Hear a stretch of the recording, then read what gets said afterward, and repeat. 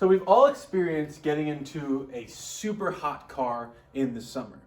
So what happens is, right, we open up the door, we feel the crazy heat, okay, then we go and sit down, we like burn the back of our legs sometimes. And this is caused by this idea called the greenhouse effect. So just like how in our car gets really hot in the sun, so do greenhouses. But it's not just for that. So what happens is the sun's light, which is visible light with some infrared and some ultraviolet, but we're going to focus on the visible light. It comes in through the plastic or through the glass here, and it hits the surface, giving the plants the light that they need to grow and also warming the greenhouse. Now, when the temperature drops outside at night and it cools down, this is hot, and that heat tries to escape back out into the atmosphere and eventually out into space. But the plastic or the glass of the greenhouse traps the heat. Okay? So that's the main idea of the greenhouse effect. So light comes in, visible light comes in, it heats the surface here, and then once it cools off at night, that heat tries to radiate out into space, but it gets trapped. And something similar happens in Earth's atmosphere. So just to talk about Earth's atmosphere, we live in the troposphere, right? This is where all the precipitation, rain, snow happens. This is where we exist. Even Mount Everest, the top of Mount Everest is within the troposphere. So any cloud you've ever seen is also in the troposphere. 21% of the atmosphere, or the troposphere, is oxygen, which we need, right? We breathe it in, it helps us survive, cellular respiration. And 78% of the atmosphere is nitrogen, which we don't necessarily need, but it's there. 1% of the Earth's atmosphere is this other stuff. And this other stuff is what keeps the Earth warm. It moderates that temperature, keeping it nice and pretty steady. And that other stuff is going to really be a very sensitive amount of stuff. So we call them greenhouse gases. And just like how the plastic or the glass of the greenhouse traps the heat in, the greenhouse gases like carbon dioxide, methane, and water vapor, they trap the heat on the Earth, keeping it nice and warm. If these gases didn't exist, if this 1% of our atmosphere didn't exist, the average temperature outside would be about 100 degrees colder than it is today. So in New York, where the average temperature is about 60 degrees, that means the average temperature in New York would be about negative 40 degrees Fahrenheit, which is like crazy cold. Crazy cold. So thank these greenhouse gases for keeping us warm, but we can't have too many greenhouse gases or else it'll get too warm. It'll get too hot. Okay, so this is how it works. Well, actually, let's talk about this real quick.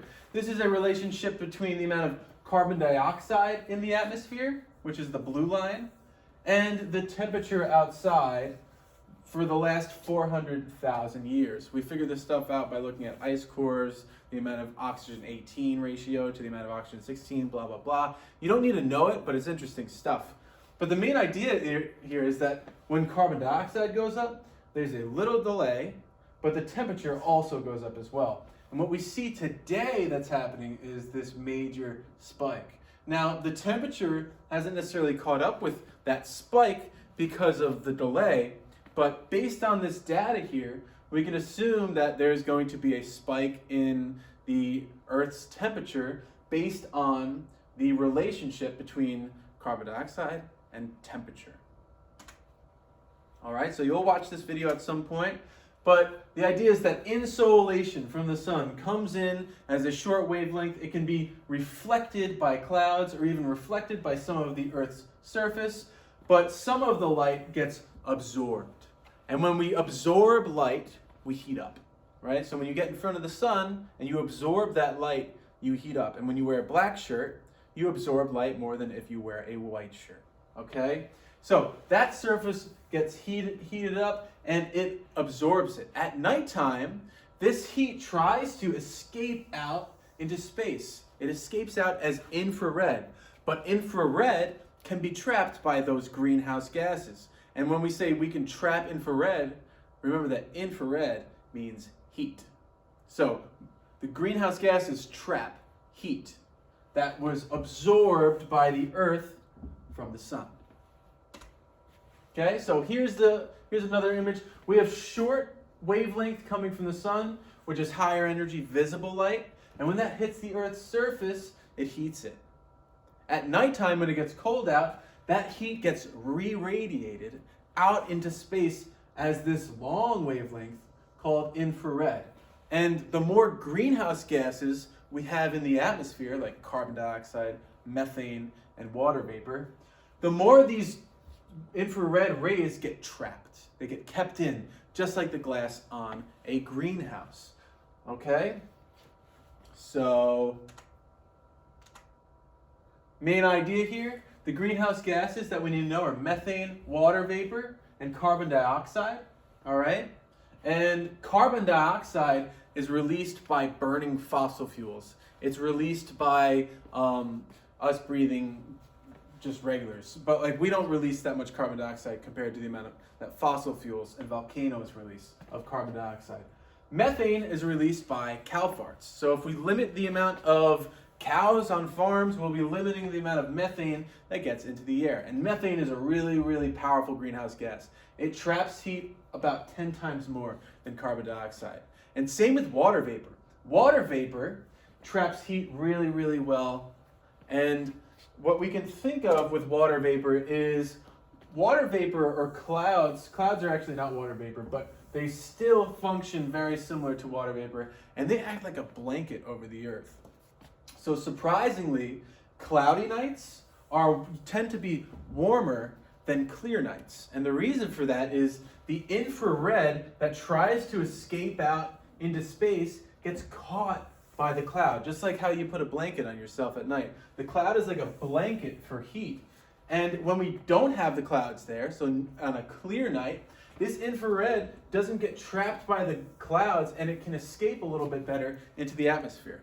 But it's still trapped by carbon dioxide, water vapor, and methane, which are the three greenhouse gases. Okay? So I'm going to draw this out. You're going to see this. It's going to be a nice little visual for you. Let's see if there's just anything else that we need to add in.